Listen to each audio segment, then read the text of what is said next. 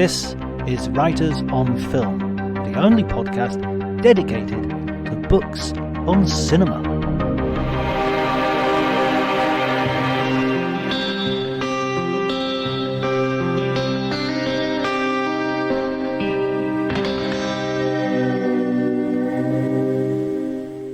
Hello everybody and welcome to Writers on Film. My name is John Bleasdale. I am a writer and film critic, and today I'm going to be talking to Mark Wheeler about one of the best films from the 1970s, William Friedkin's Sorcerer, a remake of Wages of Fear, which in some ways outdoes its original classic, though that original is. If you enjoyed the episode, please remember to use social media to spread the word, leave a review, like, and do all those things that make it possible for us to reach a wider audience. And before you do any of that, please enjoy the conversation.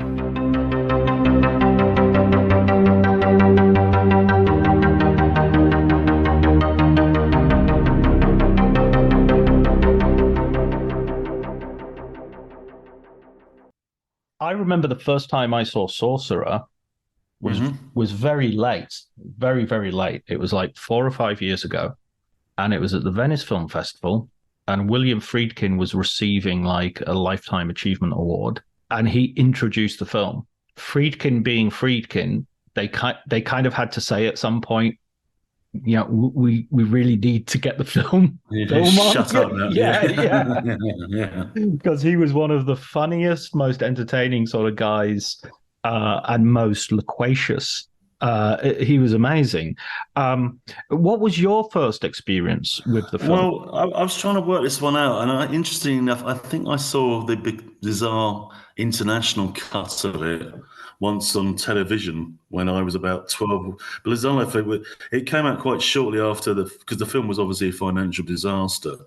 And I assume they must have sold it to British television in that cut, because I remember my dad watching it with me, and he was a big fan of obviously the original Clouzot film, in The Wages of Fear, and he just was tut-tutting at everything because we'd seen The French Connection, and it was just like, how did this guy go from that to this, you know?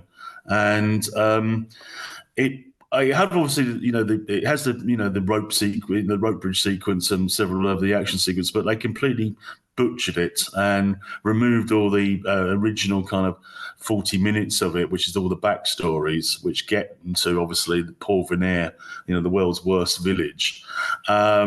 And I think there was an occasional bit of Scheider's, you know, the Roy Scheider bank, the church robbery scene was cut into, and maybe a bit of the French fraudster. But I think pretty much everything else had gone, basically.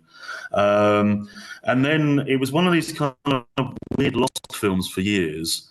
And obviously there'd always been The French Connection and The Exorcist. And he'd obviously also made To Live and Die in LA. And then he'd had a tumultuous career, to put it mildly, even before and after Sorcerer. But and then it came out on DVD, I think about 15 years ago, and not a very good copy. But I managed to get hold of a copy internationally because I, at that point, had an international DVD broadcasting kit, and I watched it on there, and it was like, blimey, this is actually a really good film. And it actually stands up compared to The Wages of Fear, which is obviously an excellent film as well. And how did this kind of situation occur that this film had ended up in such kind of a disaster? Because it was all at the same time, I think, when the Peter Biskin book of Easy Riders, Raging Bulls came out. And it had quite a substantive amount of material on Friedkin, and obviously the disaster that befell the production, and then the outcome of The Sorcerer as being, you know, the film that was blown away by Star Wars, essentially. So that's kind of my background to it. And then I tried for several years to actually put forward a kind of BFI monograph idea, which there was no bit on.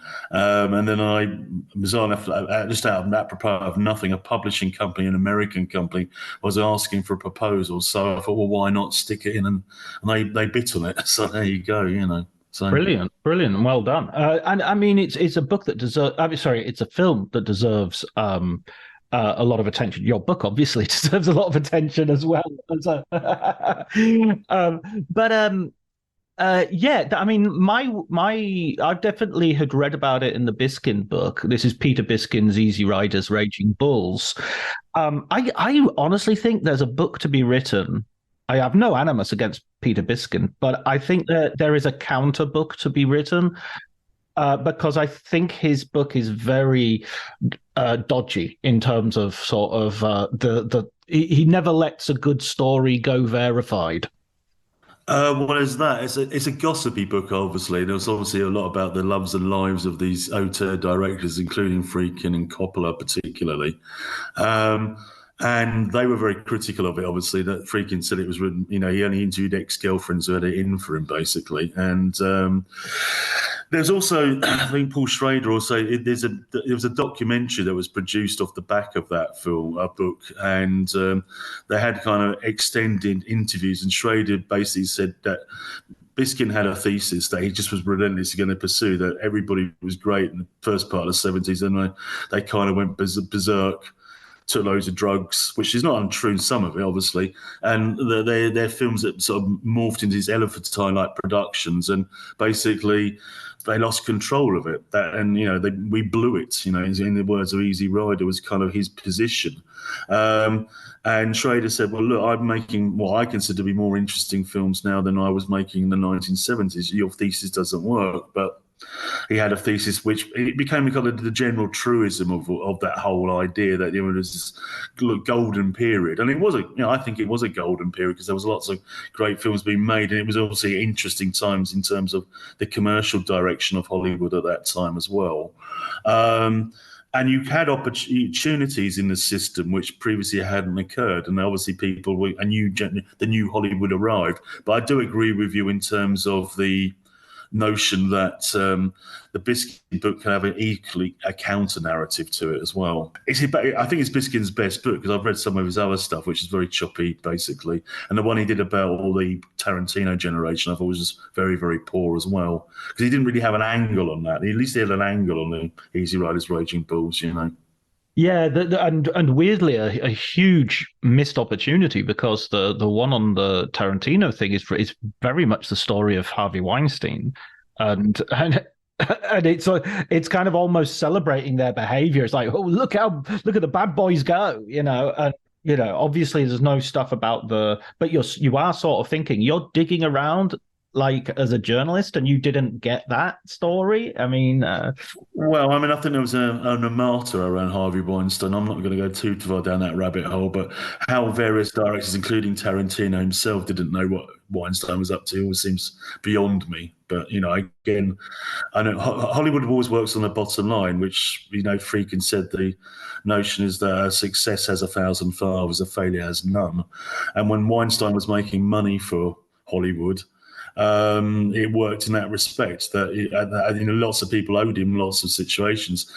Once he started losing money and started losing his power base, then it's interesting how quickly it all fell apart, really, to me. But and I know that's a very kind of economic determinist position, but I know Me Too came out in the whole process, but there was also a situation that's the kind of unsaid narrative also I had with Weinstein as well. His films simply stopped making money, and start making. And this is always it's always that question between art and commerce, isn't it, in Hollywood as well? So, and if you can get the balance right, like Friedkin did, certainly with the French Connection, and even more with The Exorcist.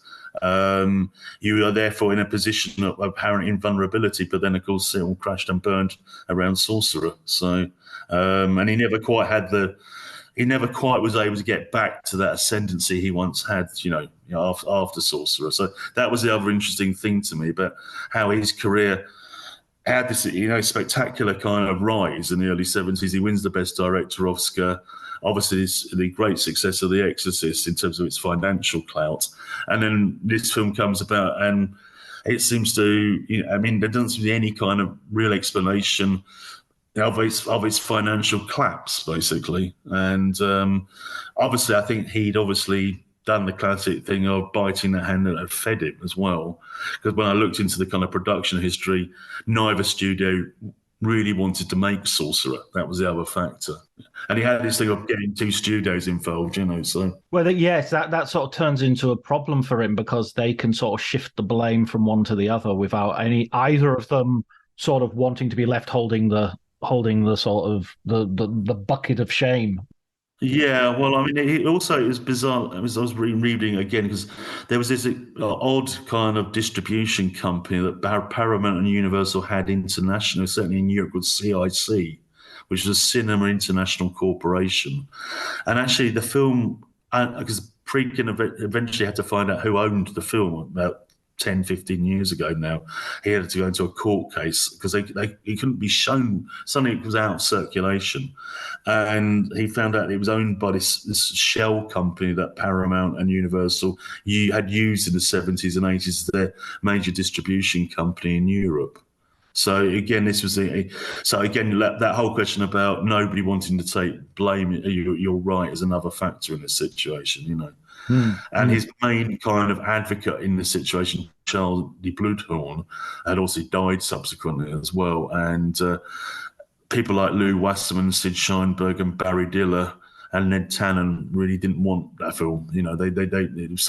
It's interesting because he actually negotiated independently this great financial deal for himself after the French Connection with Jules Stein, who was the chairman of the MCA, the old guy who ran it initially. So both Wasserman and I think Scheinberg's noses were significantly put out of joint that this upstart director had managed to circumvent them basically as well.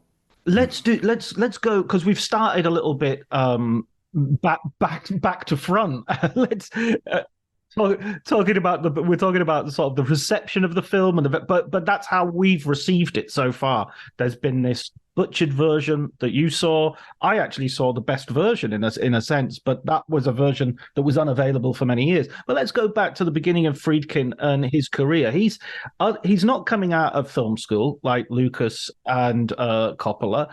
He's not coming out of Corman like Scorsese, Jonathan Demme.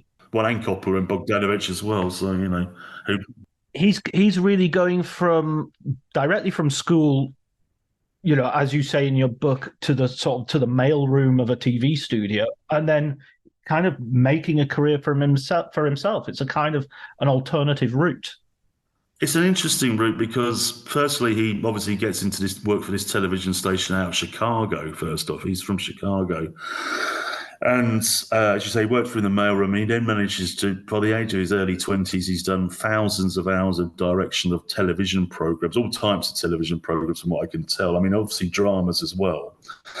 And he is very influenced by, I suppose, there was that TV generation of filmmakers like Sidney Lumet, particularly John Frankenheimer, who I think became quite a hero to Friedkin and a mentor in some respects. And there's a kind of baton that's passed, actually, if you look at it, between Frankenheimer to Friedkin, then Friedkin to Spielberg, actually, who all come out of a TV route. And then, obviously, he becomes very much best known as a documentarian. He makes this very famous documentary for Chicago TV about the People versus Paul Crump, which obviously is this guy's on death row Coppola has said, that it was one of the great films of all time because it actually got someone who'd been convicted actually off, basically, as well. And on the basis of that, he becomes his documentarian side takes him into Hollywood, basically. He goes to work for a character called David Wolper. And Wolper makes lots of documentaries for television. And at Wolper, he meets Waylon Green, who will be the screenwriter, and also Bud Smith, who becomes one of his kind of major collaborators, his main editor and second unit director and kind of associate producer.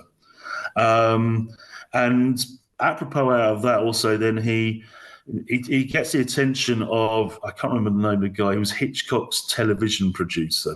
And he makes the last ever Hitchcock TV series program. Alfred Hitchcock Presents. Alfred Hitchcock Presents, yeah. And this is, again, you may have heard the tale that he famously was making the film and making the TV program. Hitchcock shows up and he says Hitchcock then put out his hand like a sort of dead sort of duck or something, and expecting him to, I don't know, like to kiss it or something. I don't like a pope or something, and he shakes it, and then Hitchcock, he thinks that Hitchcock's going to have this great insight, and says, then Hitchcock says to him, "Our directors normally wear ties, Mr. Friedkin," and then just walks off.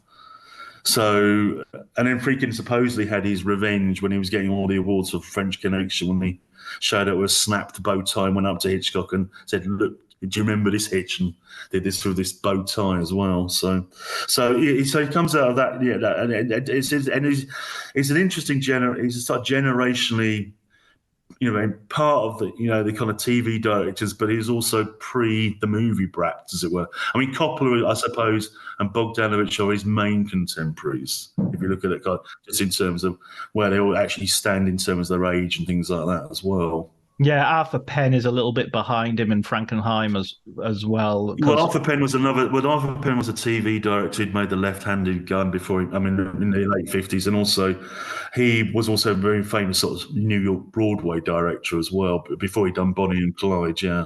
So, but I mean, I suppose there's Lumet, Frankenheimer, Penn, and also there was Franklin J. Schaffner and Robert Mulligan, they were considered to be the kind of the figures who came out of that New York TV drama kind of process, who'd made the original 12 Angry Men and all that kind of thing as well on TV before it went to film and things like that. Yeah, frequently live, so they learned blocking on the hoof, Well, I think this happened with Friedkin as well, where he learned a lot off the hoof, making it for live Chicago television, from what I can tell. So he goes to the movies. It takes him a while to crack it, though. I mean, he has sort of a fair number of credits to his name. Films like The Birthday Party, which there's a lot to admire, but I mean, Pinter being Pinter, it's not necessarily a film you would love.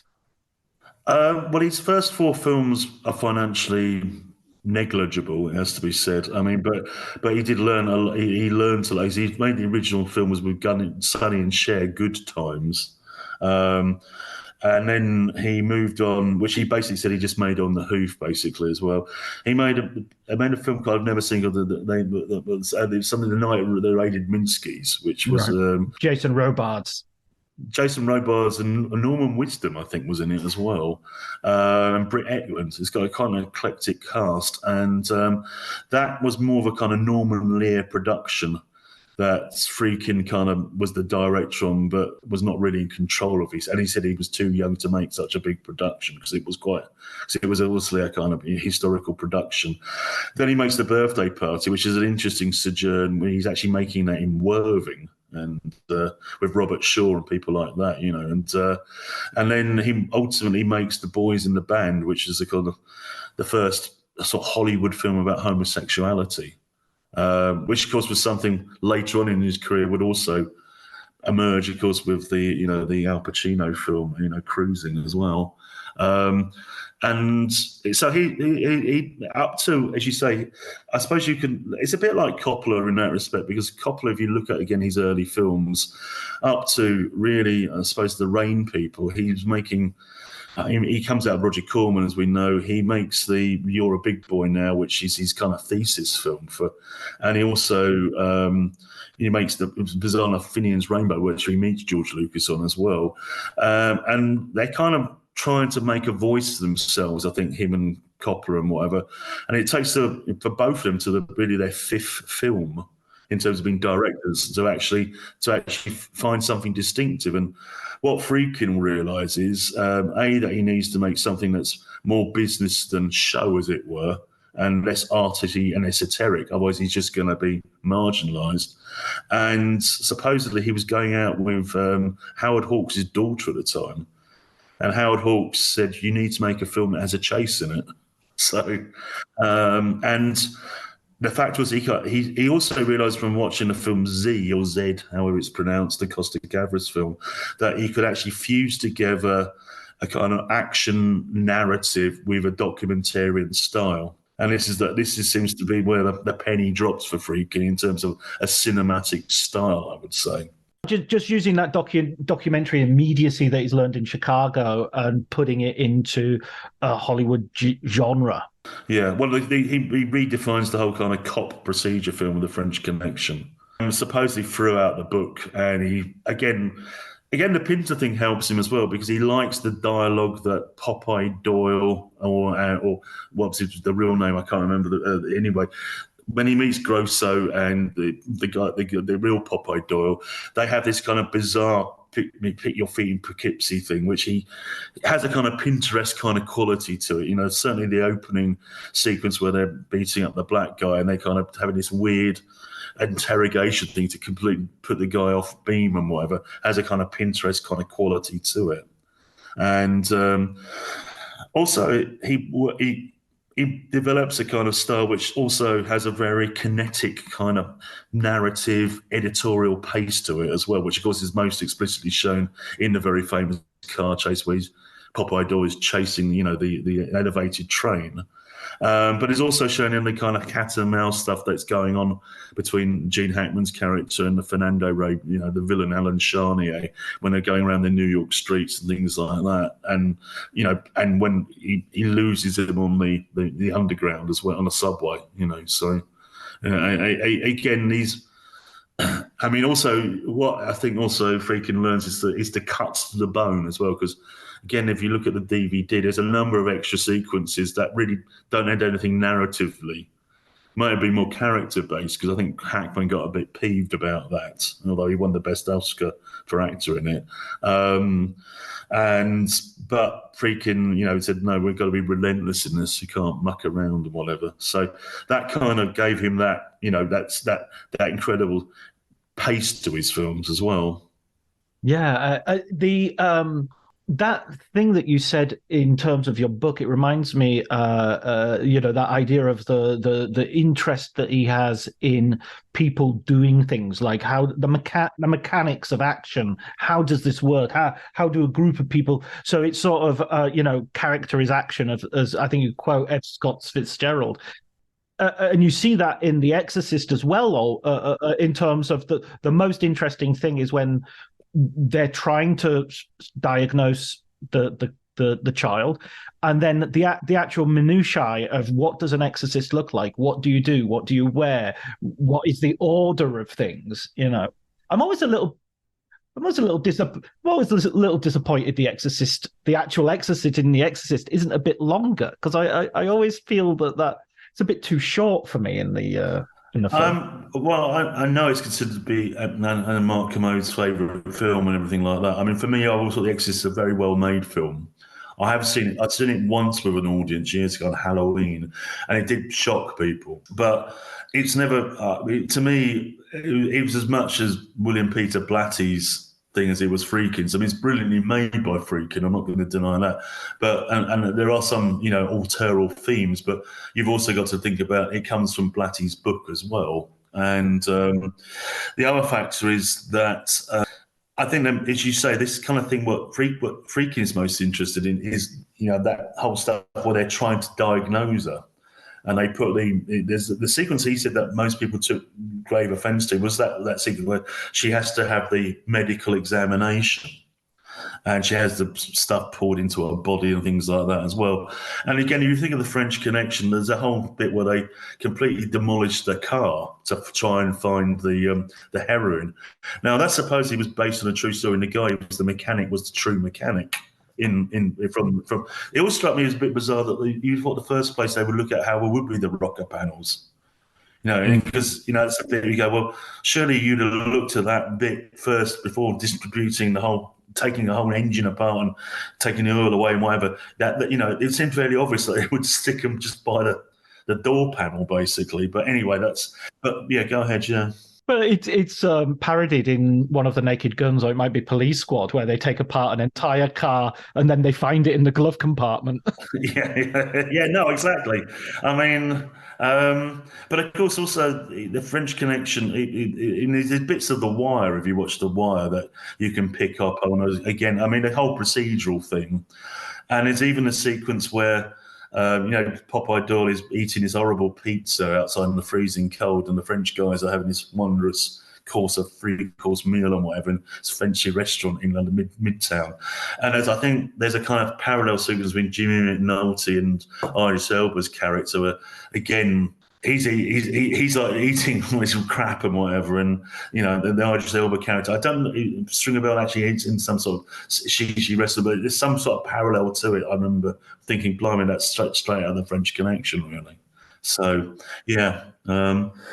And The Exorcist, of course, is the film, as he said, he will always be remembered for. Because it was, even to this day, it's one of the all-time box office record films in the history of Hollywood, if you take it proportionally, in terms of inflation and things like that as well. And, of course, also had the thing in this country, bizarrely being banned as well by the BBFC for a long time, when it was all part of the Video Nasties thing as well. So bizarrely, if the only Exorcist you could get was Exorcist II: The Heretic, the John Borman disastrous sequel. A far superior movie in my. No, I like Borman's films. I think there's some very interesting visual things in it. Anything with Richard Burton in is going to get an immediate plus for me. Well, it looked like Richard Burton was just reaching for his, bottle of Courvoisier or vodka or God knows what he was on by that point. It was a bit like watching Richard Burton in Where Eagles Dare, and he's been doing all these amazing stunts, and he's like, he's basically got the shakes for the whole film, as far as I can see, But anyway, yeah, I mean, and obviously. I mean, again, I think Mark Kermode was like a one-man industry and kind of reviving the whole thing about The Exorcist as well, and has carried on ever since. It's certainly not my favourite film of all time, anyhow. But no, again, I rewatched that. They released I'd never seen it on the big screen, so I saw it again in Venice this year, and I came out thinking it's a really good 4-star film. It's not for me. Absolutely, it's an excellent film, but not a masterpiece. I would say.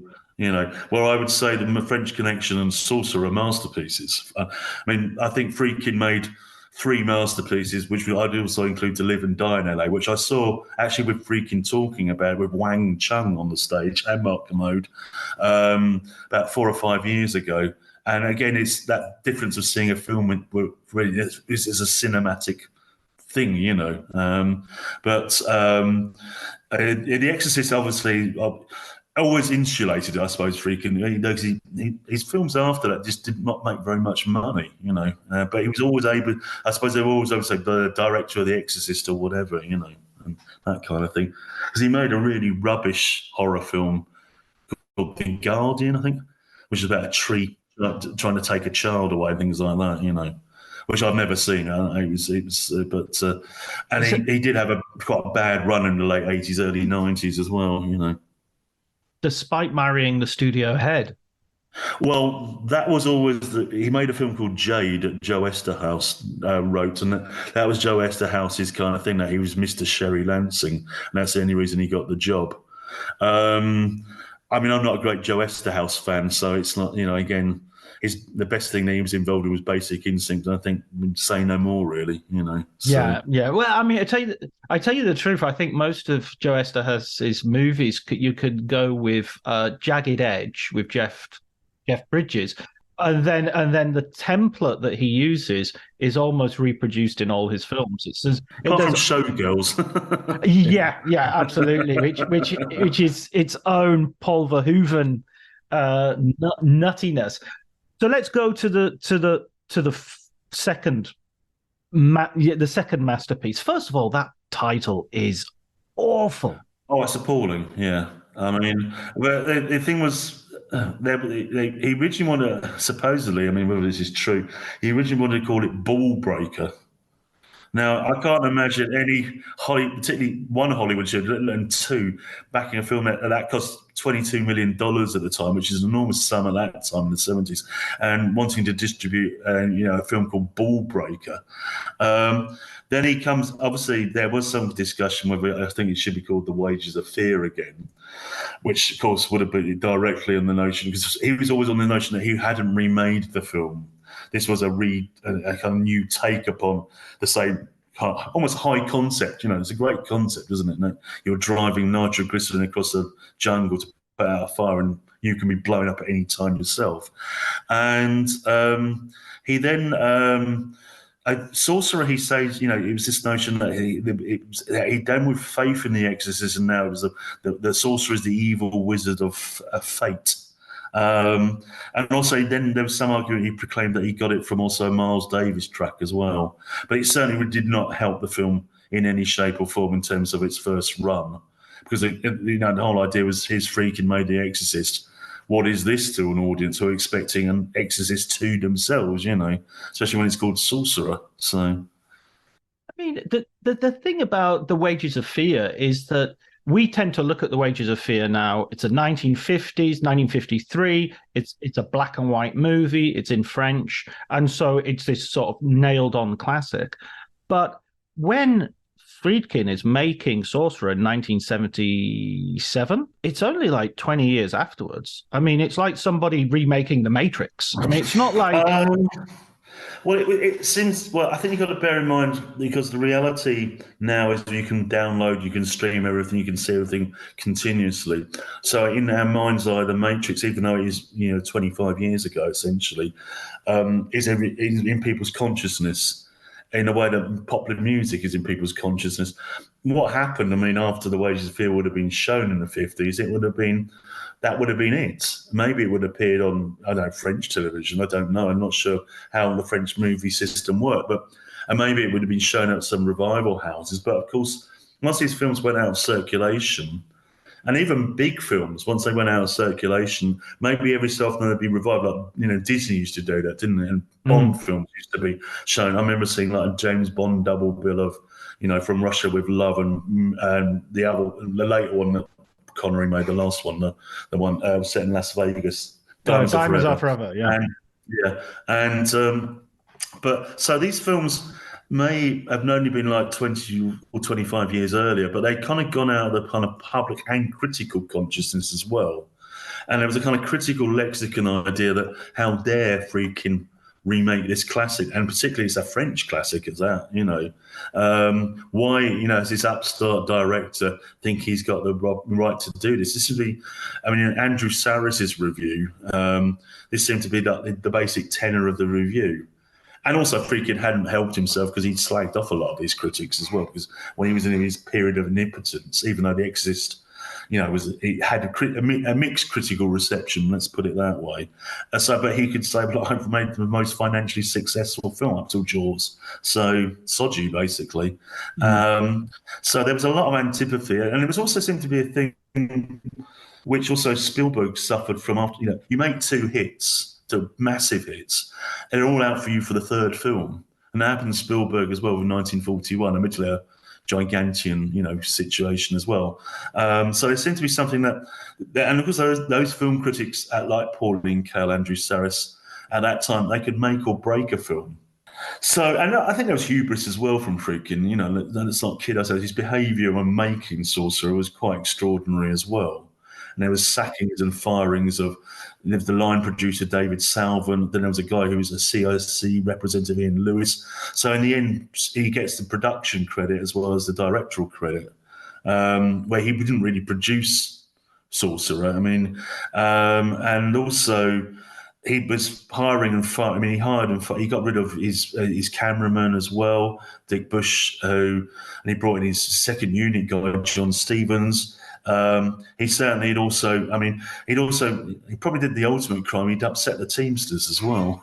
So, which is something you just don't do on big productions, particularly when you're, and this film, it started off at 2.5 billion. It's meant to be a small side production, and it escalates because, again, it's like Apocalypse Now and Aguirre for Good. When the directorial decision is taken to go make these films in the middle of the jungle, you've then got all the inherent problems of making a film in the middle of nowhere, getting film equipment over to the middle of nowhere, and also, obviously, the most famous sequence of Sorcerer is the famous rope bridge sequence, which took, about 3 months to shoot, and it kept on escalating. They kept on finding rivers that were running out of water, and so again, also there was some notion this was the director of The Exorcist, and the local village then started going up in arms as well.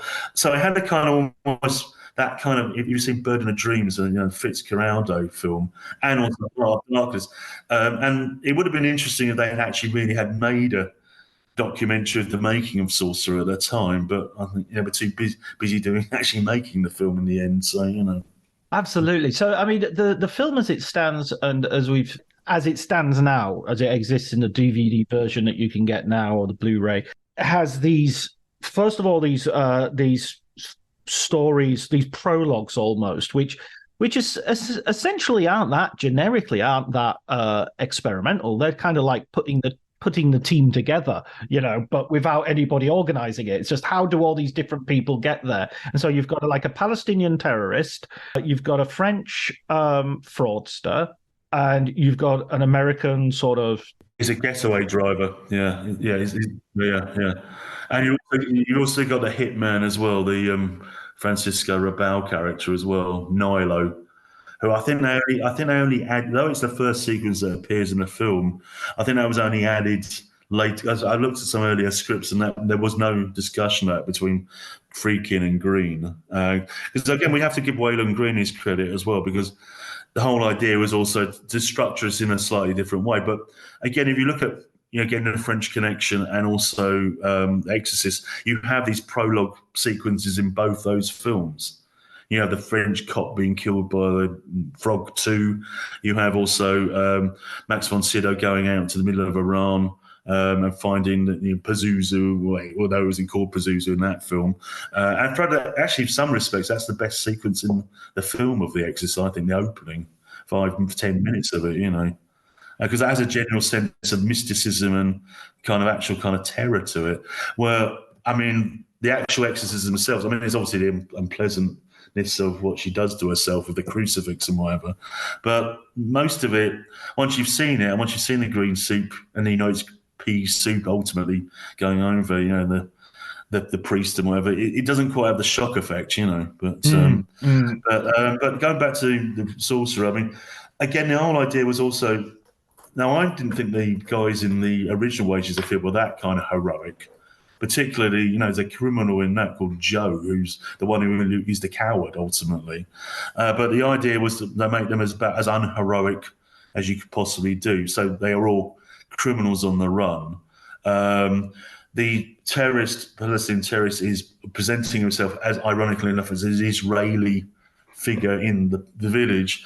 The fraudster has possibly the most poignant sequence with his wife, but then he's still trying to basically get his brother-in-law to divvy over the company, and then also, of course, the Roy Scheider character. He's kind of he's quite the minor character in the actual. The robbery of the mafioso church where they rob the bingo, isn't it? It's Gerald Murphy, who'd been an advisor and was one of Friedkin's somewhat interesting criminal consorts as well, who has the kind of main bit of that. He's got the leader of the gang. But then, obviously the Scheider character survives the car crash and has to be on the run. So, yeah.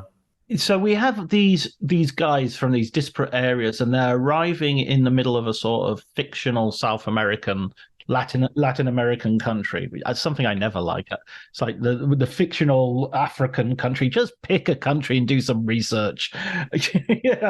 Nobody would do that with Europe. I mean, unless it's the mouse that roared, nobody would say in a fictional European country. Yeah, true. I mean, I think originally it was going to be, I can't remember if it was Bolivia or Peru.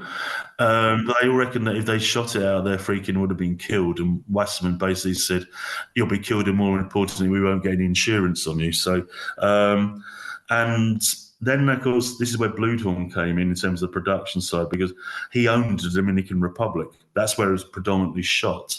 This had been used once before for the Cuban sequences in The Godfather Part 2. They'd shot in Santo Domingo, and also in what's his name? Bluthorn had grand plans to turn Dominican Republic into some sort of Disney World and was going to have Miss World beauty pageants and God knows whatever there. But it kind of came to a cropper after Sorcerer didn't do very well. But so that's where it was shot ultimately. And John Box actually was the production designer, who was David Lean's production designer, and he and his art crew did an extraordinary job turning what was a completely horrible shantytown into an even worse one, apparently.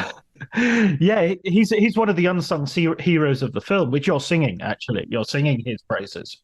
Yeah, I mean, John Box, I mean, was a magnificent production designer, obviously, Dr. Zhivago and Lawrence of Arabia, and lots of other kind of epic productions as well. So that and again, also we have to give him credit for actually coming up with the trucks as well, which have these extraordinary kind of monstrous kind of look about them as well. I mean, they're not like the truck. I mean, that is the big difference between The Wages of Fear. The original film, the trucks in the original film are quite glossy and new, and even the nitroglycerin is in quite nice stacked kind of, things. This is like nitroglycerin held in sand every time they move, and also the roads are just appallingly terrible as well. So and also you think the suspension of the trucks and everything like this must be just absolutely atrocious. Because and again, you have that big, again, Friedkin putting things together sequence where the four of them, and with the Nazi, of course, then he gets killed by Nilo, have put all the trucks together and they get various bits and they turn it, and it's done with the Tangerine Dream music, and it's one of those kind of sequence where obviously he enjoyed himself editing this together and putting it together. You could see that was the kind of thing that he loved to do in films as well, Friedkin. So yeah. And as the film goes on, and as we go through the journey, and we have the blowing up of the tree, and we have the famous bridge sequence, which really should be even more famous because it really should go down as one of the. It should be neck and neck with the French Connection's car chase as the most tense. It's incredibly tense, and also it's one of those things that again, you just it seems to defy all kind of physical logic. I mean, the truck. I mean, of course, the trucks did fall off in reality, and Friedkin claimed that he was in one of them as well. Because this thing took so long to film, and they had to. Again, this is the whole idea of where the money goes, because they have to create a false storm. They then have to dam the rivers about 2 miles up so they can actually get enough of a flow going through. So it looks like a tremendous flow is going through because the rivers kept them drying out. And also, again, they had to actually kind of put in pre-CGI, they had to kind of utilize a number of techniques to actually put the rain against the windows and things like that. So again, what appears to be all just shot, it's all made up of incredible component parts to it. And of course, the blowing up of the tree was also. This is where, again, the story is. Friedkin claimed in his, the Friedkin connection, that this is where Charles Bluedorn shows up in a helicopter, and they're filming this, and he's guy who's put the dynamite in, Marshal Fateur, I think his name is, who was his special effects guy in The Exorcist, simply doesn't put enough in and don't blow up the tree. And this is the very point, of course, that Bluedorn is extolling the virtues of what a great genius Friedkin is and things like that. And of course, as soon as he sees this, he's straight back in a helicopter with his girlfriend or whatever and his underling, and straight out there. And then Friedkin has to get this guy who's known as an arsonist, who shows up with a variety of beauty products, as he's described, and he's able to blow up the tree, and that's, again, so. And there was lots of problems also in the car crash as well in New Jersey. Again, they were shot on the East Coast. They couldn't get the stunt people who could do that. So again, they had to get stunt people in from Los Angeles, which the then line producer David Salwood said, "I've had enough of this. I can't deal with this any longer." So he gets fired. I mean, he gets rehired on other films by Friedkin, so there doesn't seem to be a long-standing problem with it. But again, it's that situation. I suppose he's now in this situation of omnipotence. He can be the ultimate perfectionist director, Yeah. And unlike Coppola, who's spending his own money, he's spending someone else's. So he's clever enough in that respect as well, So. Absolutely. And he also has this, he has this relationship with the actors, which is kind of extreme to some degree. I mean, I sometimes think as well, he sort of tends to use no-name actors, although Roy Scheider was famous at this point for Jaws, but Jaws is a film that, Roy Scheider might be famous in it, but everyone went for the shark. No one went to see. Yeah, of course, yeah. But again, Scheider wasn't his first choice. He wanted Steve McQueen, And I spoke to Nat Segaloff, and he said, I said, what would have happened if Steve McQueen had been? He said, well, it would have become a Steve McQueen film rather than William Friedkin one. So Friedkin always said he regretted because this whole idea of making the film in the middle of nowhere in a jungle. I mean, McQueen didn't want to do that. I mean, McQueen was now, happy, wealthy, well, not very happy, but a very wealthy man who just didn't want to go and do that. So he said, right, well, can we not make it in California? And Friedkin goes, no. And then he goes, well, if we do make it, I can't leave the country because I've just been married to Ali McGraw, who he met on The Getaway, the Sam Peckinpah film. And, again, he said, can you give her a part or an associate production credit? And Friedkin says, that's a bullshit situation. I'm not having it. And then subsequently he says, I realise actually a close-up of Steve McQueen would have been much better than miles of, acres of rainforest. But he'd made his... But then it wasn't going straight to Scheide. I mean, Clint Eastwood apparently was approached, Jack Nicholson, even Robert Mitchum. And Robert Mitchum said, well, I can fall out of a car in front of my drive. Why would I want to do it in the Dominican Republic or whatever? And Robert Blake was another one he was talked about, which Tarantino kind of bigged up in a documentary about Friedkin and said it would have been much better. I don't think Robert Blake would have been any good at all, but anyway, that's my take on it. And then Scheide was eventually picked out by Scheinberg. And because, as you say, Jaws had just come about, really. And because the thing was also this... He had this. It was the first, I suppose, as you say, he liked unknown certainly in The Exorcist and also in French Connection. But he wanted to have this spectacular international cast for this film. So it wouldn't have been just McQueen. It would have been Lino Ventura would have played the fraudster rather than Bruno Kramer. And Marcino Marcelloni, well, I've said it wrong, Mastroianni would have played the hitman, always the guy who Amadou was always going to play the terrorist. But then, of course, Mastroianni had a problem with Catherine Deneuve at the time because he just had a kid by and he had problems like that. But also Ventura said, I'm not going to be second fiddle to Roy Scheider. So that was the end of his dream cast, basically. So. Yeah, I mean, but at the same time, it kind of works because much better, yeah. Because you're not distracted by anybody, and Roy Scheider has that face which is perfect for 1970s cinema. It's just like that broken nose and that, Yeah. No, he also, obviously the character is very specifically modelled on Fred C. Dobbs from The Treasure of Sierra Madre, and again, he has that ability to wear a hat like Bogart could do as well. So, I mean, Scheider, I think, is very good in it. I mean, and he was a very good actor, stroke leading man, but he never quite got his due, did he? He said with Jaws, obviously, but he was in other films. Obviously, it was the Bob Fosse film, all that jazz. Superb film. But he supposedly was going to be the lead in A Deer Hunter. I couldn't quite see how that would have worked myself, but.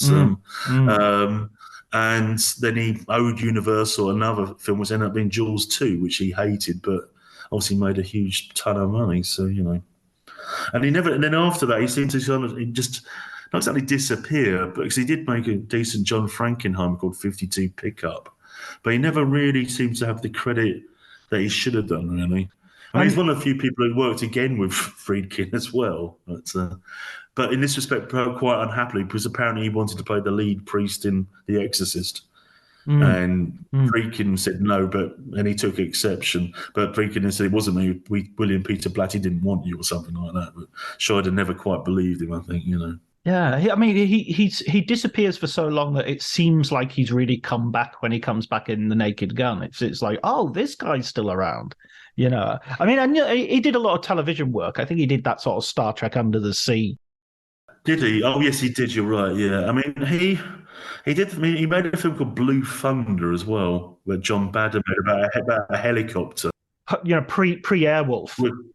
Yeah, and it had the usual preening Malcolm McDowell as the kind of sneering British villain in it, who is almost coming so much out of the kind of stock kind of, he's obviously camp as well and whatever against Roy Scheider's hero kind of figure, But I mean, and the whole cast in terms of the leads, I think is very good. I mean, Amadou was very good as the terrorist. I mean, the only one I suppose who doesn't get much of a role is the hitman, Francesco Rabal, who, ironically enough, going back to the French Connection, was the one he wanted for Alan Charnier, supposedly, rather than Fernando Rey. I'm never entirely sure that's an apocryphal tale from Friedkin. It's a good story that his casting director got the wrong guy from the Buñuel films and things like that. But I never quite believed that. Friedkin, who fires the entire crew of his film, I think would have absolutely no worries about saying, "You go back. I'm getting the right guy." Well, maybe more on French Connection because they were running against a very tight budget. But I mean, I still don't quite believe that he didn't want Gene Hackman and things like that. I think that's a great story. And Gene Hackman was his fifth choice or whatever. And of course, also out of French Connection, a number of his other kind of characters, Randy Jurgensen is in Sorcerer as well in a very small role, and was one of the kind of technical security advisors on it as well. Who later on would obviously be involved very significantly in cruising as well. There is this legend that we've already nodded to in terms of the Biskind thesis, which also doesn't really work after the 1990s because Scorsese's career just goes from strength. Terrence Malick comes back with A Thin Red Line and proves he can make a big studio movie. As if I think you're more of a Malick fan than I am, John. I thought The Thin Red Line could have had a good hour cut out of it, but anyway, it's just me. So. We shall utterly disagree on that. But even these big failures like Cruising has been, as you said, yeah. I mean, I have a lot of time for Cruising. I think it's a great thriller, a really really interesting film. And as you said, To Live and Die in L.A. is now you yourself regard it as a masterpiece. Yeah. I mean, that's not actually that bad a career. No, it's not. I mean, you've got to remember though after Sorcerer, he doesn't go straight into Cruising. He makes another thing called The Brink's Job with Peter Falk, which everybody forgets about. But he actually inherited that one. He inherited that from Frankenheimer, ironically enough. After Frankenheimer made that point and made French Connection too. Then he makes Cruising, which is, I mean, now it's considered, I think, something of a kind of underground classic. I wouldn't say a masterpiece, but an underground classic. He has big problems with Pacino. He and Pacino distinctly hate each other. Pacino won't do any publicity for it either. And to me, Cruising is a slightly botched narrative though, because he suddenly had this idea that the leather bar killer was about 10 different people by the end of it, But anyway, and then he makes this extraordinarily awful comedy called Deal of the Century with Chevy Chase, which he made again for Norman Lear and Bud Yorkin, who he must have had some linkage going back to the Minsky, the night they raided Minsky's film. And then independently makes what we've talked about, To Live and Die in LA, which is a very small budgeted film with, again, complete unknowns at the time. William Peterson and William Friedkin, William Dafoe were not well-known people, and William Dafoe had a little bit of a career, being in a couple of sort of minor sort of like biker films and things like that, but was a New York stage actor. In the same way that Peterson had been, again, a Chicagoan stage actor as well, a Shakespearean actor. And then he makes another film called Rampage, which I remember seeing and thought was actually quite good. But again, it all gets cut and mucked up with distribution issues, and Dino De Laurentiis' production company collapsing as well. So, and he tried also to make a TV series, which is kind of a strange thing called Cat's Eyes, which I don't know if you've ever heard or seen. Or is it like Stephen King? Kind of, no, it was meant to be. It was not. Again, maybe the title didn't help it either, because it's meant to be like some sort of police enforcer agency, kind of, on an international scale or something like that. Right, like an Interpol. Bizarrely enough, it's actually the music in Cat's Eyes and Rampage are done by Ennio Morricone. Which is, I mean, and actually, if you listen to the Cat's Eyes, and maybe it's just me, but I listened to this and I was thinking that's the music he was using in The Untouchables. So that's like why he can plagiarise himself, can't he? So, why not, basically? So, but again, this is part of the thing about the book was actually not just think. I mean, obviously, there's looking at the thematics of obviously the film. There's also some of this kind of magical realism thing that he kind of sticks in there as well. But it was also to think about, well, what did this show about these people's careers? And what you've got to give Friedkin his due for, unlike Cimino, who went off and kind of disappeared in some sort of Gloria Swanson, kind of disappearing into the Hollywood hills. I know he made a few other films, but Friedkin kept at it. That's what Nat Segeloff said to me, that he could have just he'd had enough money, he could have just thrown in the towel. But he would even, obviously up to, just before dying, making this version of the Caine Mutiny, he did keep at it, so. Which is very good, which I saw, and is excellent. Is it good, is it? Right. Yeah. I'm going to have a look at it because it's on, I think you can now stream it, can't you? So, yeah. It's brilliantly acted. It's a very minimalist. It's very much going back to a sort of film drama. The original play, Jason Clarke is he's the kind of Jose Ferrer character, isn't exactly. Yeah, exactly. Yeah. And Kiefer Sutherland is the Captain Queeg. The Humphrey Bogart. Yeah. It's really good. Really well done. Well, he did. Well, I mean, that was the other interesting kind of parallel career Friedkin always had. When we were talking about the birthday party, obviously there's boys in the band. He then obviously, has this extraordinary, people say, comeback with the Bug film that he made, 2005 or 6 with Michael Shannon and I can't remember the actress's name. Ashley Judd. Ashley Judd, that's right. And then I thought Killer Joe was good as well. Quite sick, but it was certainly. I mean, he did try some big action budget ones as well. I mean, and of course, he did a very good version with Jack Lemmon and George C. Scott, 12 Angry Men, for TV, which has people it has William Peterson, James Gandolfini, and people like that in it as well. Brilliant. I mean, he obviously made some of these sort of duff ones like Jade, and I never saw Blue Chips was in his basket. I know he loved basketball, but that was Nick Nolte. And it's other one, the Guardian or whatever, with the tree taking the child away. And then he got some big budget films in the sort of early noughties. He got Rules of Engagement with Samuel L. Jackson and Tommy Lee Jones, which wasn't very good. I mean, he made some money. He gave Friedkin again a bit more financial clout. Then he made, I've never seen it, Tommy Lee Jones and Benicio del Toro, kind of a version of Rambo, I think. I can't remember what that one was called, actually. It's called The Hunted. That's right, yeah. It's called The Hunted. Good? Have you seen it? Yeah, I've seen it. It's really good. It's basically like an unofficial sequel of The Fugitive, because Tommy Lee Jones is very much playing the same sort of character. Okay, I want a perimeter of 20, and they go out, and then it becomes a sort of survival combat between these two guys.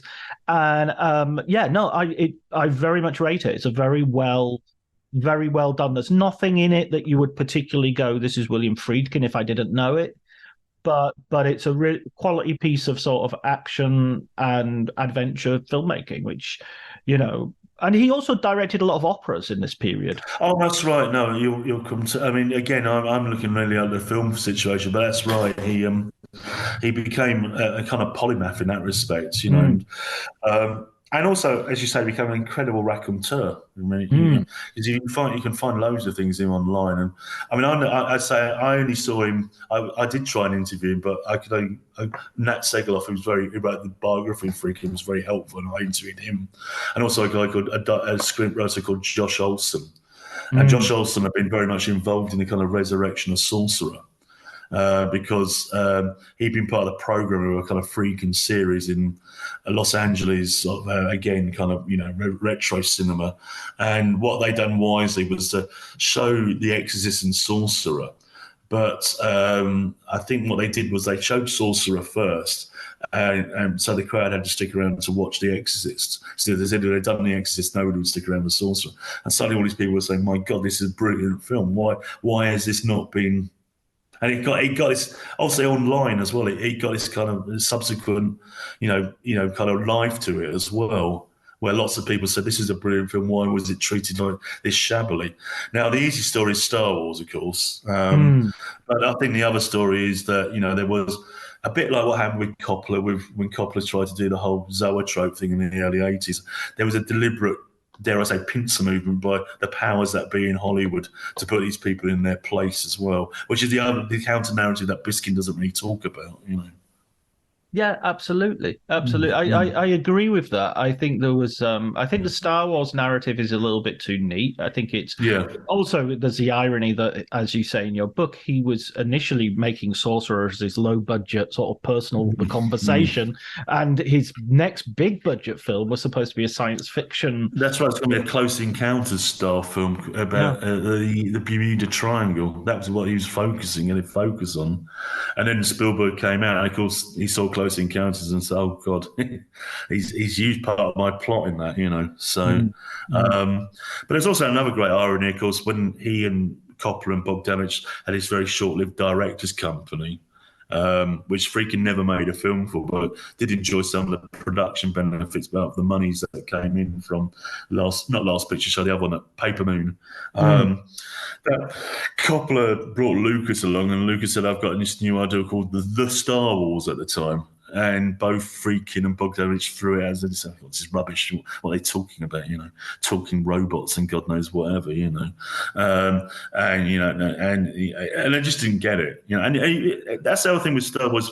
When I was a kid, I saw it, and the first Star Wars was like a magical experience because you know, I mean, then it became. You had to write backstories, and Darth Vader suddenly becomes Anakin Skywalker and all that sort of stuff. But and Lucas also, you know, again, is forgotten about. He was again one of these kind of independent spirits. I mean, he and Coppola set up Zoetrope in the late '60s. They didn't want to be part of the Hollywood machine, as it were, as well. Yeah, and I mean, I think if you listen to especially some of his more recent interviews, because I think he's become someone who's more comfortable in speaking in public than he used to be. There's a brilliant Christopher Nolan interview that he does when Nolan's interviewing him essentially, and he talks about how he worked Star Wars out economically, that we're not going to have any costume changes, and that'll save money, and we're not going to, and we, you know, initially the idea of shooting it in England was about saving money, and you know. Oh yeah, I mean, no, exactly. Lucas. Lucas was always there was sort of Coppola was American, Lucas was Japan, wasn't it? That was Mm, always meant to be. A Coppola would go out, and, you know, throw himself. He'd the kind of guy throw himself off the cliff and see what happens, and George Lucas go, "Hold on here," you know. yeah, yeah, Um, and I mean, again, Coppola and Friedkin were big pals. And again, John Milius famously said there became this thing about to become a director in the late '70s, you had to go to somewhere completely remote. You had to basically play with your own sanity, your own health. And this moved away from the old kind of director with the kind of horsewhip and the megaphone into the kind of the director who would throw everything on the line and see how it, where it went, you know. And there became obviously a rivalry of.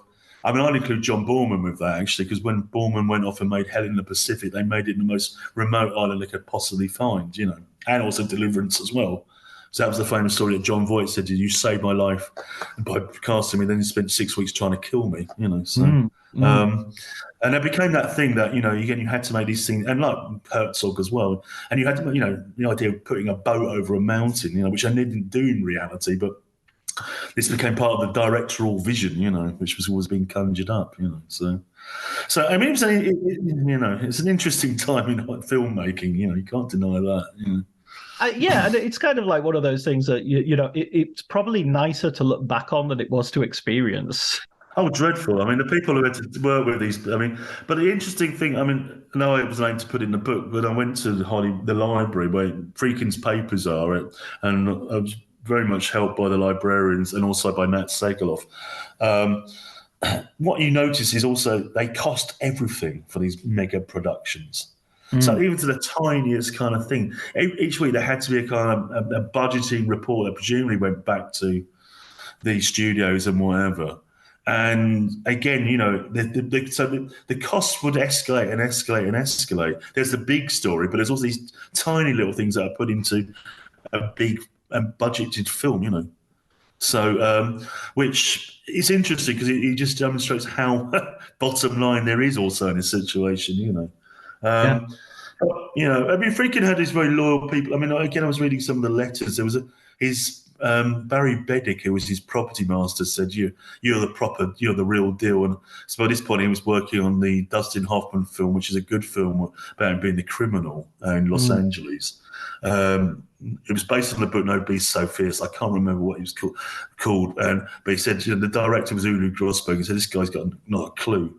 And also, Hoffman is just like ruling the roost, basically. Oh, was it? Because Hoffman ended up getting a directorial credit for that, I think. He was going to direct it, then at the last moment he ducked out. Right. It's got Harry Dean Stanton and Gary Busey and Nicholas Rogue's wife. I can't remember. I just can't remember what the film's called now. Teresa Russell. She's in it, yeah. Yeah. Is it called something like Short Time or something like that? It might be, yeah. I think it's something time, but I don't know. Anyway, it was one of the ones that Tarantino subsequently beefed up as being one of his influential films. Straight Time. I think there's a thing post Tarantino as well that we love 70s cinema so much that it's almost we're willing to we just want to live in that world where cars are real and telephones are heavy. Yeah. I mean, there's also, I agree with you, but I mean, again, in some respects, I'm kind of now bigging up the Biskin thesis because Polly Platt, who was Bogdanovich's ex-wife, the woman that he left Sybil Shepherd for, she also said, these directors went mad. I mean, Peckinpah was coke fiend and, alcoholic and was blowing the budget on Convoy. It was going out of fashion. Altman was like, again, he was making all sorts of crazy films. He ended up making that, Robin Williams playing Popeye and things like that. And you obviously, I mean, let's not kid ourselves. Drugs did, even on the Sorcerer set, there was. I don't think Friedkin was ever part of it, but there were certainly members of the crew who were largely imbibing as well. And certainly it happened. It's never really talked about in Apocalypse now, but my God, it must have happened out there. Oh, yeah. I mean, you're kidding. Martin Sheen, sorry, slip of the tongue. Martin Sheen had an almost fatal heart attack, and he was an alcoholic. Well, he was an alcoholic, wasn't he? I mean, he said on the opening sequence, they got him completely drunk, and then he said he remembered everything, however, and he was smoking, at that point about 40 cigarettes a day and things like that, and. Yeah, I mean, again, Coppola, I mean, obviously, like Friedkin, they both did become megalomaniacs, I think. I don't think you can deny that. And they were the kings of their domain, as it were, as well. And this was the whole thing that you went off and made these films in the middle of nowhere. So who's going to oversee you? Because the studio, I mean, I said the difference was that Coppola was using his own money.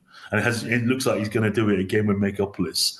Friedkin was always clever enough to use someone else's. He wasn't going to. I mean, and there was again. I found, and it's in the book. There's this long letter that came from Jules Stein, because Jules Stein had been his backer at Universal, as I said, over Wasserman and Scheinberg. And Friedkin said, hands up, I've made a cock up here. And Stein writes back, said, that's very good of you to take the blame and whatever. But remember, you lost us an enormous amount of money. And so, again, there is this situation that we have to be aware of, that they are making commercial enterprises as well as great art house, not like I say art house films, but but also films that have a greater validity as well beyond just a commercial outcome, So. But I mean, I would argue that the great films of the 70s, with some exception, are all very much in the popular generic wheelhouse. Exorcist, Godfather, French Connection, Sorcerer. Sorcerer is an adventure in the jungle. It's an action adventure film. I mean, it is. I mean, as I say, but there were a lot of other kind of. It was your Monty Hellman kind of character, the two-lane blacktop, and there was also a very good film with Gene Hackman and Pacino called Scarecrow. Jerry, I can't remember what his name was. Jerry Schatzberg, I think, made as well. So they were prepared to make uncommercial fare as well, and also the conversation was not. It didn't break any lines at the box office, but then of course he went off and made Godfather Part 2. So he was like, and that was one of the problems that Friedkin had going back to the director's company. He said, we're going to make esoteric films that no one's going to want to watch. And he wasn't alone there, because Frank Yablin's, this was Charlie Bloodhound's idea with Coppola. They conjured it up. Frank Yablin's, the other executive, along with Robert Evans, said this is just going to be directors, not being out of control, basically, so, and making films that no one wants to see. So. Yeah, but the conversation was relatively low budget. I mean, it wasn't like it was. I mean, that was the whole idea of the director's company. They had to be, I think, at most $2 million. I mean, Bogdanovich said it was a brilliant idea, but then he went off and made Daisy Miller under the directors, and that finished it off, really. Yeah, you have to do a Blumhouse, and you have to stick to it. But I mean, that is the economic model of Blumhouse. Here's a few million, and keep it below the budget, and you can do what you want, and it's got to be horror. And well, there's also the UA model as well, of course. I mean, United Artists with Krim and Benjamin and David Picker. That was their thing. If you made they give you the budget, and they did give you creative independence for both the producers and the director. I mean, it happened in Midnight Cowboy, particularly. So you have a number of those kind of films. I mean, and United Artists was the home of like Woody Allen, and the home of a number of other kind of what could be creative directors of the era. Yeah, I mean, again, there's so many areas. I mean, Coppola makes The Godfather because he has to financially, because the original Zoetrope, he's blown the deal with Warner Brothers because of THX 1138, and George Lucas basically says, you're going to have to make this, otherwise we're going to go bankrupt, because Warner Brothers want their pound of flesh, and so again, there's always.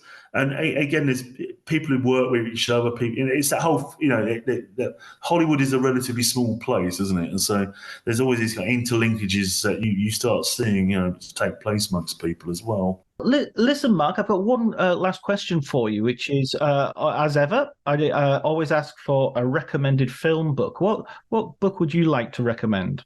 Well, I've got two, because come back to The Godfather.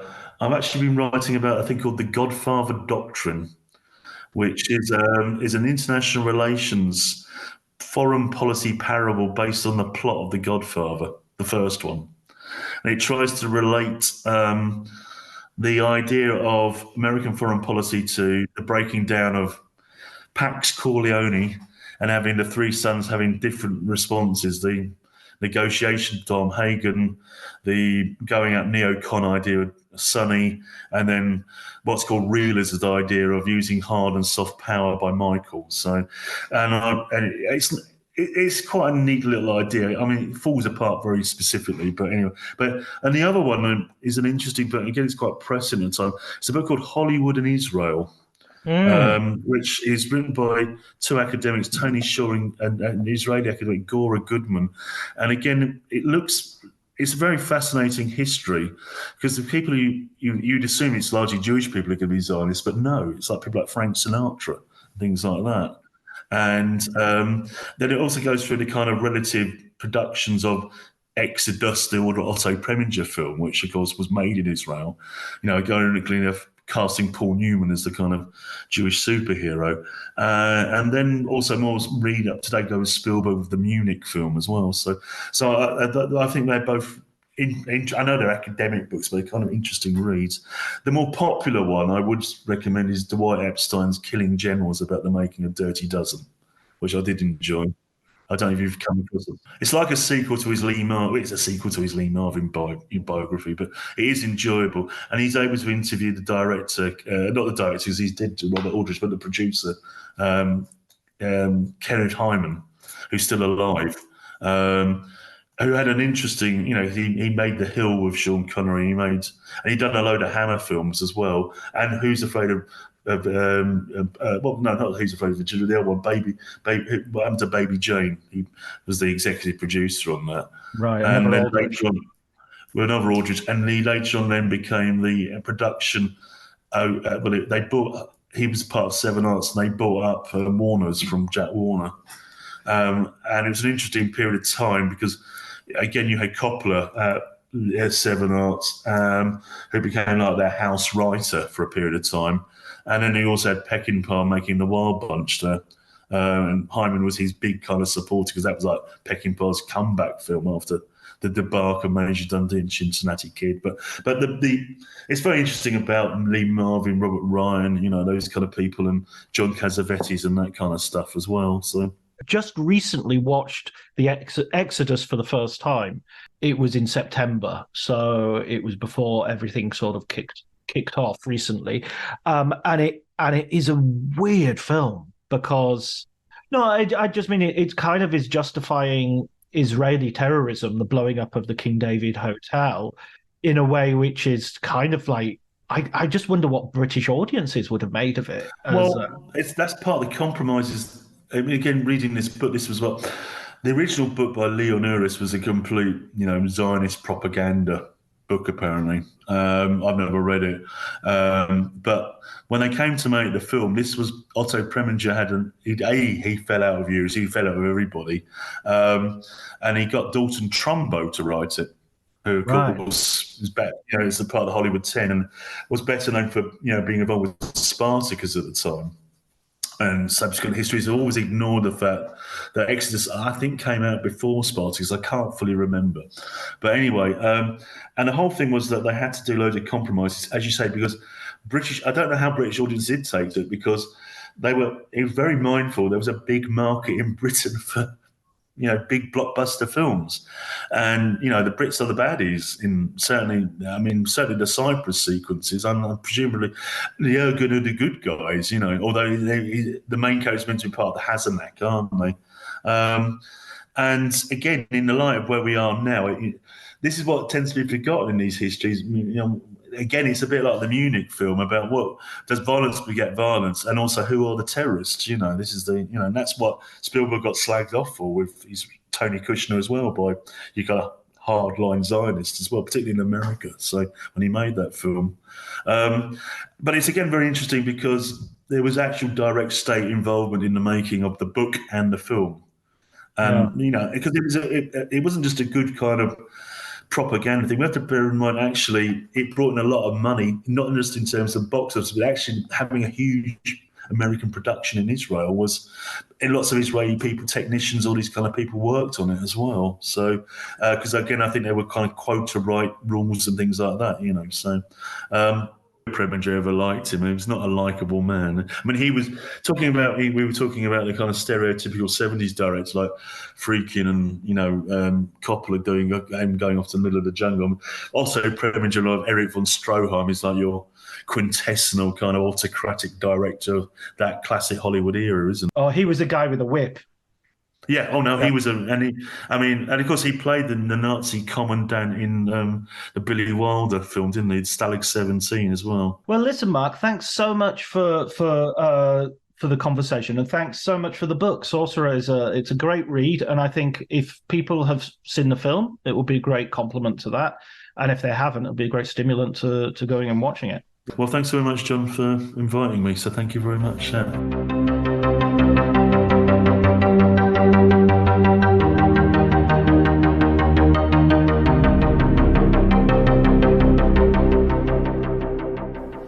So that was my conversation with Mark. I really enjoyed getting in depth about the craziness of that shoot and the career of William Friedkin, and wider look at the career of one of cinema's great geniuses, I guess. Certainly a rocky career, but one which created masterpieces. There's no doubt about it. And there are some filmmakers who have much larger filmographies, much more commercially successful films, who never make a masterpiece. And Friedkin arguably made at least 3, I think was our final count, but there's arguments that go a little higher, arguments that go a little lower. That'd be interesting to hear your opinions if you want to get in touch. By the way, you can get in touch with the podcast by just DMing me on Twitter at Dr. Jonty, or leaving comments, and I'll read them and I can put them in this post conversation segment. This week I've had an interesting sort of watch of films, mostly old films, nothing particularly new. First one was John Cassavetes' Gloria, which is from 1980 and stars Gina Rowlands, his wife, as a functionary of the mafia, a hit woman, who throws in her lot with a young boy of a neighbor who basically everyone is seeking to kill, and she decides to protect, thus putting her whole life and way of living in jeopardy. It's an amazing film. I don't know how this has gone under the radar for me, because I'm a huge fan of John Cassavetes, and this in many ways brings together Cassavetes' philosophy of filmmaking with a much more commercial and accessible genre approach, and it's just it's fascinating. It's amazing, and Gina Rowlands has a wonderful performance. Is marvelous. It's just totally a character that she disappears into. You know, there's everything about her behavior and actions, her gestures, the way she speaks, the way she spits out the lines, just something you've never seen before. Just an absolutely unique character, and well worth your time if you haven't seen it. I thoroughly recommend it. It's gone down as one of my favourites of this year, favourite discoveries of this year. I've also been having a bit of a Studio Ghibli moment. I watched Whisper of the Heart from Up on Poppy Hill, Porco Rosso, Nausicaa of the Valley of the Wind, all of which I found amazing. I think Porco Rosso and Nausicaa probably my favourite. The Miyazaki films, of course, it's difficult to beat Miyazaki. I rewatched Jackie Brown, having read a lot of Elmore Leonard. I haven't yet read Rum Punch, which is the novel which Jackie Brown is based on. This is a film that always feels like the hipsters Tarantino, the one that allows them to like Tarantino without being too obvious or dumb or film bro-y.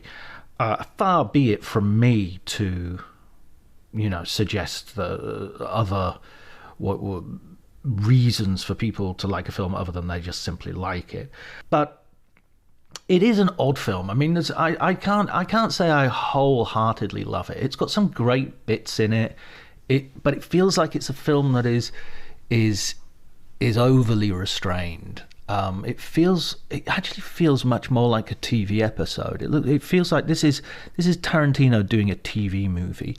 It's restrained in terms of its locations, in terms of its the way it's going about its storylines. I mean, it feels like an episode of Columbo or something like that. It's a good episode of Columbo. It's a good episode of it's a good version of Elmore Leonard, but I don't think it's as good as Steven Soderbergh's Out of Sight, for instance. I'm not even sure it captures Elmore Leonard in quite the same way that Get Shorty, the Baron Sonnenfeld film, does.